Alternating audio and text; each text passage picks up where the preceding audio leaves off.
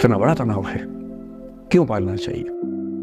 तो मैं कुछ सूत्रों में आपको बात बताता हूँ। इस उम्र में आप कितना उसको फॉलो कर पाएंगे मुझे नहीं पता, लेकिन कोशिश करेंगे तो कुछ तो फायदा हुआ ही। पहला सूत्र मेरा आप लोगों के लिए ये है कि जब आप किसी को पसंद करें और वो आपको पसंद ना करे तो टेंशन नहीं लेनी है, तेजाब तो नहीं उठाना है।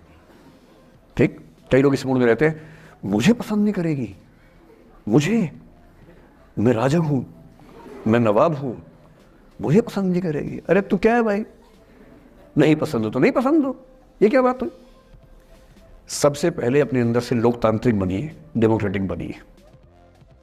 जैसे आपको हक है किसी व्यक्ति को पसंद करने का, उसको भी हक है किसी को पसंद या नापसंद करने का। यदि कोई ऐसा व्यक्ति जिसको आप पसंद नहीं करते वो आपको प्रपोज करे तो आप उसको मना ही तो करेंगे। बस मना इज्जत से कीजिए, किसी को बेआबरू करके मत भेजिए। ये नहीं कि अच्छा तुम शीशा देखा है कभी, रुको को आईना मेरी जेब में लो, ऐसे नहीं करना है।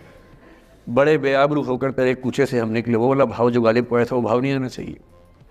अगर कोई आपको कभी प्रपोज करे, आप लोगों की उम्र है, ये सब चलता ही होगा आप लोगों के बीच में, मैं आपके टीचर से सामने बोल रहा हूँ, लेकिन मैं ऐसा ही हूँ, मैं जानता हूँ कि आपकी उम्र में से होता होगा, सब जानते हैं तो होता ही होगा। कभी किसी से ये उम्मीद मत करना कि वो आपको पसंद करे ही करे। यदि कोई रिजेक्ट करे, बस हाँ रिजेक्शन थोड़ा प्यार से होना चाहिए, बदतमीजी से नहीं होना चाहिए। उसके अधिकारों का उतना ही सम्मान कर रहे हैं जितना आप अपने अधिकार का सम्मान करते हैं कि ठीक है भाई, आपको मैं पसंद नहीं, कोई बात नहीं, तू नहीं कोई और सही, कोई और नहीं कोई और सही, बहुत लंबी है जमी मिलेंगे लाख हंसी, इस जमाने में सनम तू अकेली तो नहीं। कितने लोग हैं दुनिया में, ऐसा क्या है? और मैंने बहुत प्यारे प्यारे बच्चों को देखा रोते बिलखते हुए कि मैंने उसको प्रपोज किया, उसने मुझे मना कर दिया। अंकल, छोटे छोटे बच्चे आजकल मुझे लव गुरु मानते हैं अपने आसपास, वो मेरे पास आके ऐसी ऐसी बातें बताते हैं बड़ी क्यूट तोतली आवाज़ में, मैंने उसको प्रपोज किया, उसने मुझे ऐसे वाली आवाज़ में एकदम रोते बिलखते हुए। तो मैं बोलता हूँ बधाई हो बहुत बहुत तुम्हें, कॉन्ग्रेचुलेशन। मैंने अपनी ज़िंदगी में ऐसे 50 मामले देखे और 50 में से कम 49 मामले में जब कहीं दिल नहीं लगा, बाद में उससे बेहतर ही व्यक्ति मिला। अगर कभी ऐसा हो ना, मन ही मन में बधाई देना अपने आप को कि बच गया। हाँ बोल देता तो फंस जाती, हाँ बोल देते तो मर जाता। और मन में भाव वही रखना है, तो नहीं कोई और सही माखन, स्ट्रेस नहीं लेना है।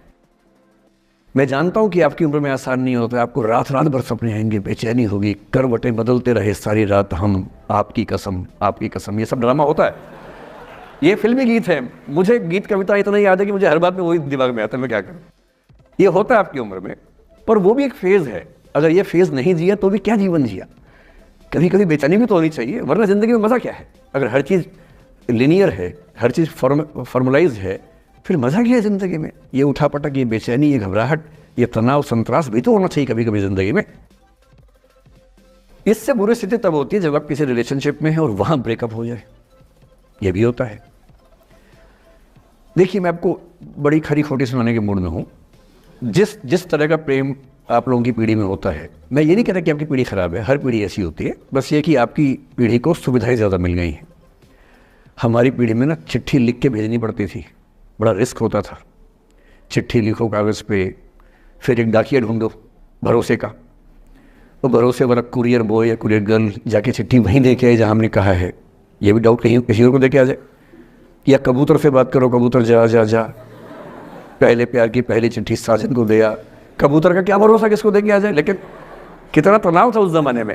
आपके ज़माने में क्या है, सीधे व्हाट्सएप निकाला, खटाक से भेज दिया मैसेज, और नंबर किसी से मांग लिया 1 सेकंड में।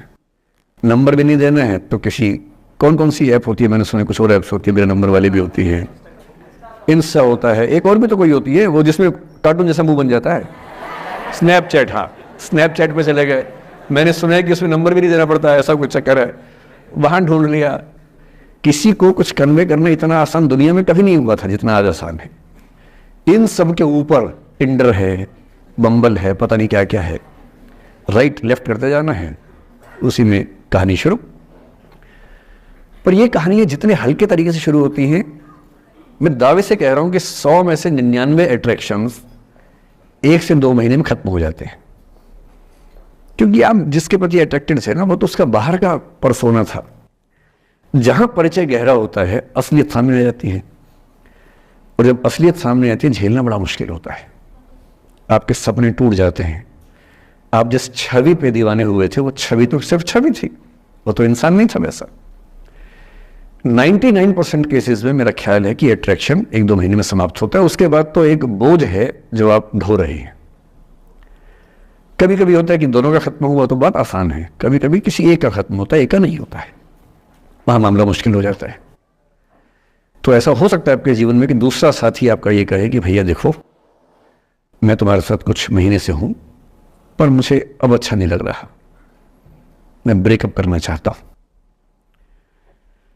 मैं आपसे ये निवेदन करूंगा कि ये मान के मत चलना कि उसने आपको धोखा दिया है, क्योंकि बच्चे तुरंत उस मुद्रा में आते हैं, अच्छा अब मैं कुल्हाड़ी उठा लूंगी, अब मैं तेजाब उठा लूंगा, तूने मुझे धोखा दिया है, तूने मुझे चीट किया है, you are a cheat, you are a liar, you are a पता नहीं क्या क्या, पता इंग्लिश में गालियां बड़ी सुंदर देते हैं बच्चे।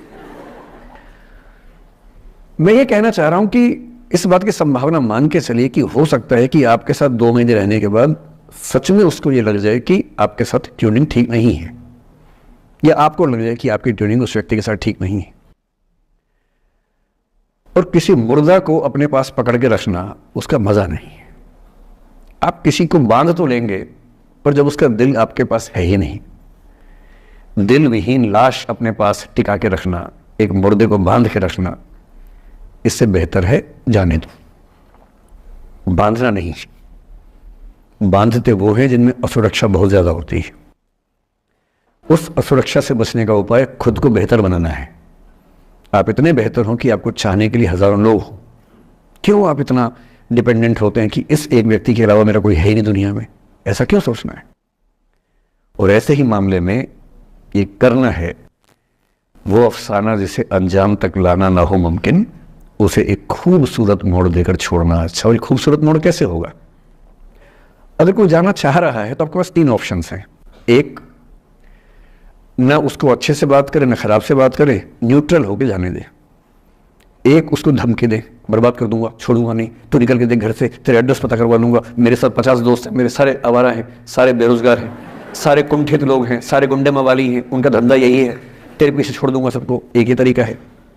और तीसरा ये कि ठीक है यार, ऑल द बेस्ट, जा सिमरन जा, जी ले अपनी जिंदगी। अरे ठीक है, हो सकता है मैं तुझे ठीक नहीं लगा, कोई बात नहीं, लेकिन किसी से मिलो तो बढ़िया से मिलना, तेरी जिंदगी अच्छी हो।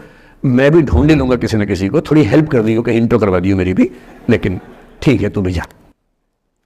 ये होता है खूबसूरत मोड़ देकर छोड़ना अच्छा। चिपकू नहीं बनना है किसी के पीछे, ना बोरा जाना है कि तुम जाओ, मैं तो दीवाना, स्थायी दीवाना हूं तुम्हारा। कोई जब तुम्हारा हृदय तोड़ दे, तड़पता हुआ जब तुम्हें छोड़ दे, तब तुम मेरे पास आना प्रिय, मेरा दर खुला है, खुला ही रहेगा तुम्हारे लिए। वाह। पहले के जमाने में बेरोजगारी का ये लक्षण था। हम जब छोटे थे ये गाने सुनते थे, हम नहीं सुन के बड़े हुए कि ऐसे ही करना पड़ता है शायद प्रेम में। तो हमारे स्कूल में लोगों ने इसका पैरोडी बनाई, जब कोई तुम्हारा सर फोड़ दे, तड़पता हुआ जब तुम्हें छोड़ दे, तब तुम मेरे पास आना प्रिय, ये क्लिनिक खुला है, खुला ही रहेगा तुम्हारे लिए, तो बस आ जाना। जब कोई तुमको सड़क पे छोड़ दे, गाड़ी अपनी वहां से मोड़ ले, तब तुम मेरे पास आना प्रिय, ये ठेला खड़ा है, खड़ा ही रहेगा तुम्हारे लिए। क्यों भाई, क्यों खड़े रहोगे?